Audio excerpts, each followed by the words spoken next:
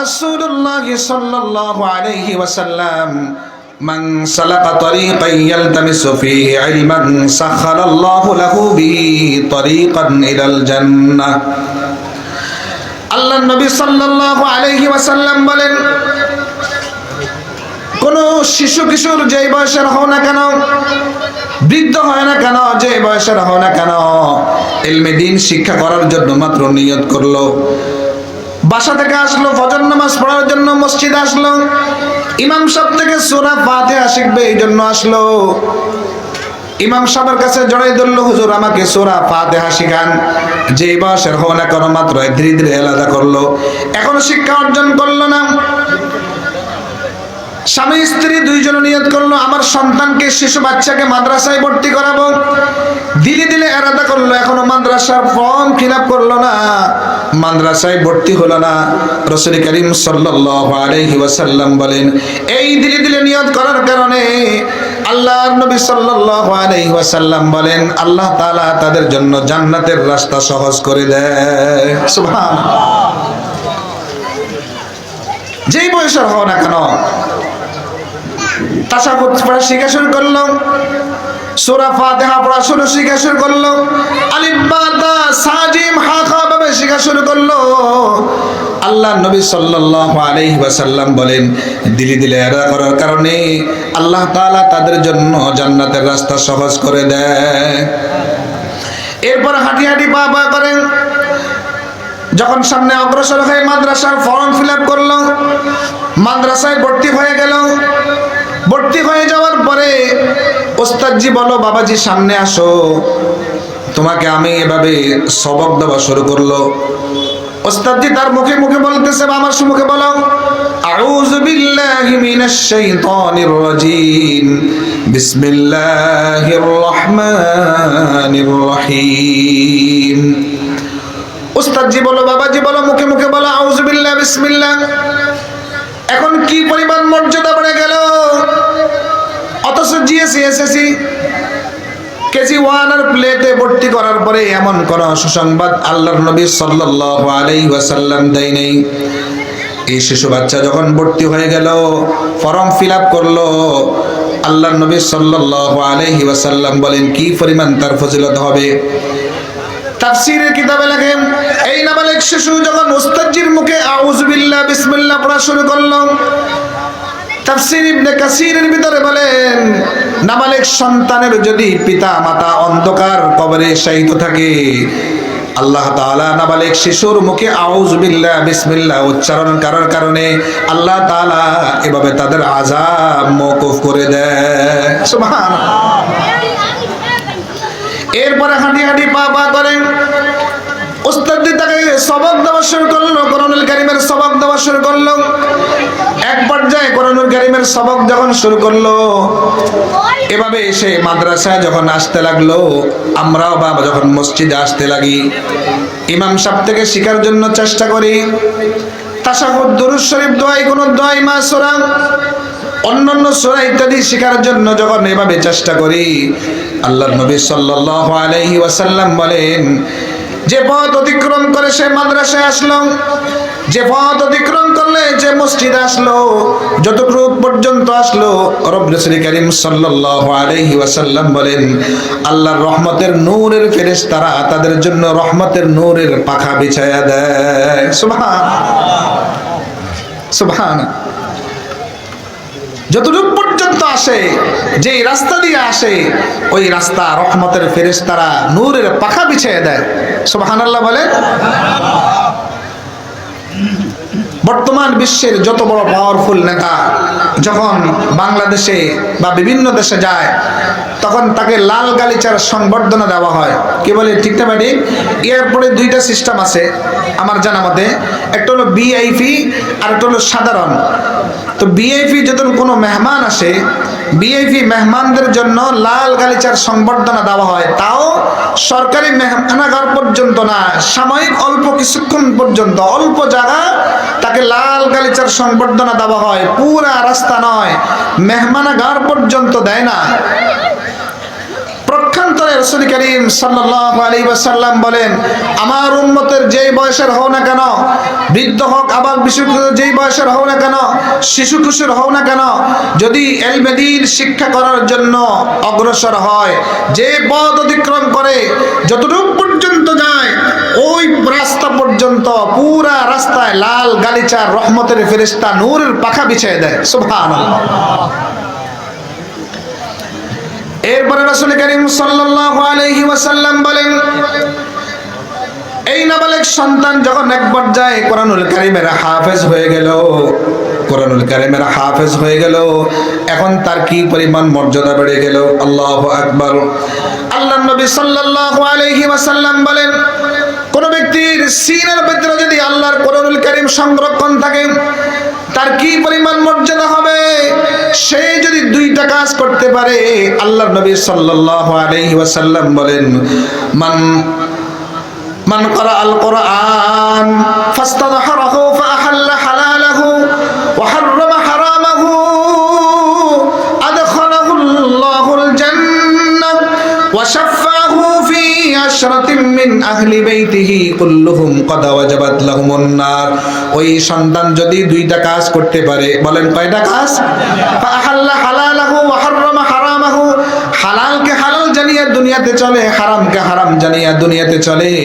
পয়গম্বর আলাইহিমুস সালাতু ওয়াস সালাম বলে, আল্লাহ তাআলা তাকে জান্নাতে যাওয়ার পরে এমন এক খবর দান করবে, তার আহলে আয়াল, তার অধীনস্থ যারা আছে, এরকম 10 জন ব্যক্তিকে সুপারিশ করিয়া জান্নাতে নিতে পারবে, যাদের জন্য জাহান্নাম ওয়াজিব হয়ে গেছে। এমন খবর দান করবে। এরপরে ছেলে যখন হাঁটিয়ারি পা পা করে আলেম হয়ে গেল, আরো কি সম্মান বৃদ্ধি হয়ে গেল। অথচ এসএসসি জিএসসি পাস করার পরে চাকরি নাই, রাস্তা রাস্তায় ঘুরে কত রকমের ঘুষ, কত রকমের, এভাবে তারও চাকরি হয় না। পয়গম্বর আলাইহিমুস সালাতু ওয়াস সালাম বলেন, এই সন্তান যখন আলেম হয়ে গেল, তার কি পরিমাণ সম্মান বৃদ্ধি হলো। যত বয়স বৃদ্ধি হয়, তত আল্লাহ তাআলা তার সম্মান বৃদ্ধি করে দেয়। যত বৃদ্ধ হয়, তার জুতা ধরার জন্য হাজার হাজার মানুষ পেরেশান। ঠিক না বেঠিক বলেন? এই শিক্ষা দুনিয়াতে কাজে লাগলো, দুনিয়াতে যাওয়ার পরও কাজে লাগলো। রাসূল করিম সাল্লাল্লাহু আলাইহি ওয়াসাল্লাম বলেন, এভাবে যখন দুনিয়া তো কাজে আসলো, মৃত্যুর জাকান্দারে যখন আমার আপনার শুরু হয়ে যাবে, দুনিয়ার কোনো শিক্ষা কাজে লাগবে না। আজরাইল আলাইহিস সালাতু ওয়াস সালামকে যদি আমার জীবনের সার্টিফিকেট গুলো শো করে, আজরাইল কি মানবে? ওই মেয়ে সরাও, এগুলা দেখাও, দেখাও ঈমান এবং আমল। কি বলেন, ঠিক না বেঠিক বলেন? পয়গম্বর আলাইহিমুস সালাতু ওয়াস সালাম বলেন, মৃত্যুর জাকান্দারে যখন শুরু হয়ে যাবে, দুনিয়ার কোনো শিক্ষা কাজে আসবে না। আল্লাহর নবী সাল্লাল্লাহু আলাইহি ওয়াসাল্লাম বলেন, ওই সময় মহস্য ব্যক্তির যদি মাথার সামনে এভাবে সূরা ইয়াসিনের তেলাওয়াত শুরু করে দেয়, ওই সময় মৃত ব্যক্তির জাকানদারি আল্লাহ তাআলা আসান করে দেয়। ওই সময় দুনিয়ার কোনো শিক্ষা কাজে আসলো না। এভাবে হাঁটি হাঁটি পা পা করে মৃত ব্যক্তিকে যখন দাফন করা হবে, দুনিয়ার কোনো শিক্ষা কাজে আসবে না। পয়গম্বর সাল্লাল্লাহু আলাইহি ওয়াসাল্লাম বলেন, ওই সময় দুনিয়ার কোনো সার্টিফিকেট কাজে আসবে না, ওই সময় দুনিয়ার কোনো শিক্ষা কাজে আসবে না। ওই সময় একমাত্র ঈমান এবং আমল কাজে আসবে। পয়গম্বর সাল্লাল্লাহু আলাইহি ওয়াসাল্লাম বলেন, ইযা দুফিনাল মাইয়িত জাআল কুরআন ইনদা রাসিহি। পয়গম্বর সাল্লাল্লাহু আলাইহি ওয়াসাল্লাম বলেন, মৃত ব্যক্তিকে যখন দাফন করা হয়, আমার আপনাকে যখন কবরে রাখা হবে, ওই সময় কোরআনুল কারীম তার মাথার কাছে ভাবে বডিগার্ডের দায়িত্ব পালন করবে। সুবহানাল্লাহ। এই হাদিসটা বোঝার জন্য একটা এক্সাম্পল দেখেন। যেমন ধরুন, আমরা দলটা বাজার থেকে আমরা এভাবে দোয়া ভাঙ্গা যাব, বর্তমান বিশ্বের সবচেয়ে উন্নত মানের ব্রিফকেসে করে 10 লক্ষ টাকা এভাবে দিয়ে যেতেছি। হঠাৎ করে যাওয়ার পরে যখন সূচিপাড়া পার হলাম, প্রতিমধ্যে পথে আমাকে এভাবে আমাদেরকে একদল সৈন্যবাহিনী, একদল ডাকাত আমাদের আক্রমণ করলো, চতুর্দিকে ঘেরাও করলো। আমার হাত থেকে ব্রিফকেস নিবে নিবে ভাব। এই মুহূর্তে যদি বর্তমান প্রশাসনের পক্ষ থেকে, সরকারের পক্ষ থেকে যদি এরকম কোনো পোস্ট আসে, যে এই ওকে ছেড়ে দাও, ও আমার লোক। সুবহানাল্লাহ বলেন। ও আমার লোক, ও আমার দলের লোক, ওকে ছেড়ে দাও। এবং তার নিরাপত্তার দায়িত্ব দোয়াবাঙ্গা পর্যন্ত নিরাপত্তার দায়িত্ব আমাদের। যাও তোমরাকে। বলেন তো দেখি ওই ব্যক্তির কি পরিমাণ আনন্দ লাগবে? কি বলেন, লাগবে কিনা? এই হাদিসের সহজ তরজমা জানো, পয়গম্বর সাল্লাল্লাহু আলাইহি ওয়াসাল্লাম বলেন, মৃত ব্যক্তিকে যখন দাফন করা হবে, কোরআনুল কারীম মাথার পাশে এসে এভাবে বডিগার্ডের দায়িত্ব পালন করবে, তোমরা কে যাও। সওয়াল করার জন্য আসবে, তোমরা কে যাও। জাল কোরআন ইনদা রাসিহি, কোরআন মাথার পাশে চলে আসবে, তাকে জান্নাত নেওয়ার আগ পর্যন্ত কোরআন কখনো জুদা হবে না। কখনো জুদা হবে না। এই কোরআনকে যদি মহব্বত করতে পারি, ভালোবাসতে পারি, কোরআন আমাকে জান্নাতে যাওয়ার আগ পর্যন্ত আমার থেকে পৃথক হবে না। এই জন্য কোরআনের পক্ষে থাকার চেষ্টা করবো তো ইনশাআল্লাহ। যতদিন আমরা কোরআনের রশিকে আঁকড়ে ধরতে পারবো, রব্বে কারীম বলেন, ওয়ালা তাহিনু ওয়ালা তাহজানু ওয়া আনতুমুল আলাউনা ইন কুনতুম মুমিনিন। তোমাদের পেরেশান হতে হবে না, তোমাদের ঘাবড়াতে হবে না। যদি মুমিন হও, আমি আল্লাহ তোমাদেরকে রাজত্ব দান করব, তোমাদেরকে বিজয় দান করব। এই জন্য কোরআনের পথে যদি থাকতে পারি, কোরআনের রসুলকে যদি আঁকড়ে ধরতে পারি, কোরআন ওয়ালাকে যদি মহব্বত করতে পারি, কোরআনকে যদি মহব্বত করতে পারি, রব্বে কারীম বলেন, লা খাউফুন আলাইহিম ওয়ালা হুম ইয়াহজানুন। যাও, তোমার কোনো ভয় নাই, তোমার কোনো পেরেশানি নাই। সুবহানাল্লাহ। এই জন্য কোরআনের ডাকে সাড়া দিতে হবে। সুবহানাল্লাহ। আল্লাহ আমাদেরকে তৌফিক দান করে, বলেন আমিন। কোরআনের রুজুকে যত বেশি আঁকড়ে ধরতে পারবো, যত বেশি আঁকড়ে ধরতে পারবো, তত বেশি আল্লাহ তাআলা আমাদের পেরেশান গুলো দূর করবে। আমাদের পারিবারিক পেরেশানি, আমাদের মানসিক পেরেশানি, সব কিছু আল্লাহ পাক দূরীভূত করে দিবে। এই জন্য এক কবি তার ভাষায় এত সুন্দর করে চমৎকার বলে, আল কোরআনের ডাক এসেছে, ছুটে আয় সকলে মিলে, আয় রে নবীন, আয় রে প্রবীণ, ছুটে এই পতাকা তলে। আলহামদুলিল্লাহ বলেন। আমরা এখন কোরআনের পতাকা তলে। সুবহানাল্লাহ।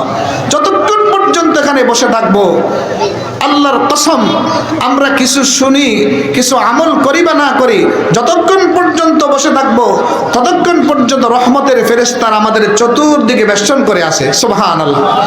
অগাশিয়াতহুমুর রাহমা ওয়া নাযালাত আলাইহিমুস সাকিনা ওয়া যাকারাহুমুল্লাহু ফীমান ইনদা।